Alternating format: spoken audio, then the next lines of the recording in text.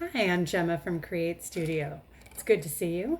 Today we're going to be making straw xylophones with just some straws you have around the house. So what you're going to need are straws, some masking tape, a marker, a pair of scissors, and a ruler. Let's get started. First, what you want to do is take your straws and lay them out across the table. You can't see mine. And you're going to put them so that both ends are the same. So they're flush with each other. So the bottoms are all lined up and the tops are all lined up. And then you're going to take one straw and you're going to mark it with your ruler to be 2 inches. So you're going to mark it at the 2-inch mark. Put a little line on your straw. And then the straw next to it, you'll mark 2.5 inches. You're going to add a 1/2 inch in length. And then the next straw, 3 inches. And then the next straw, 3.5. And the next straw, 4, 4.5, 5. And then you're going to have all your straws marked with the length you want. So I've got a little mark here on mine. Then once you have that done, you'll cut each straw out. Cut across the line, and then you have your straw and you're going to save it. Don't mix up your long pieces and your short pieces. So I'm going to put the parts I'm not using for my project to one side and the parts I am using to another. And then once you get them all cut out, you are going to reassemble them in order again from tallest to smallest. So somehow I might have confused, I know what I did.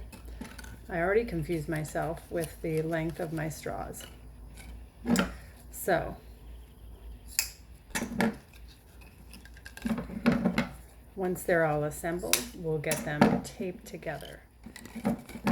And then you'll be able to make your sound. Xylophones are typically made out of wood, and they are also cylinders like the straws. And then when you run a stick across it, it will make a sound that changes levels as it goes.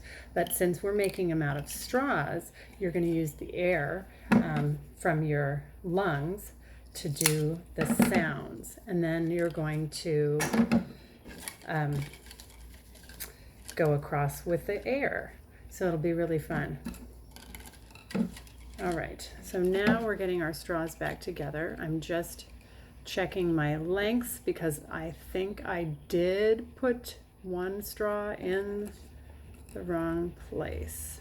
All right, so here we go. Now, when you have all your straws, you want to get a piece of tape. I'm using masking tape, but you can use washi tape or clear tape, but you're going to want a good piece. And then I'm going to take it and lay it across all the straws that I put in order. So I just took tape and laid it across mine, and you can go over the front and over the back. And again, you were wanting to line your straws up so that they're even. Mine are not 100% even, but that's the general idea. And then you've got a musical instrument and you can start a family band. Hope you had fun with this one. You can make a bunch of them so that everybody in the family can play music.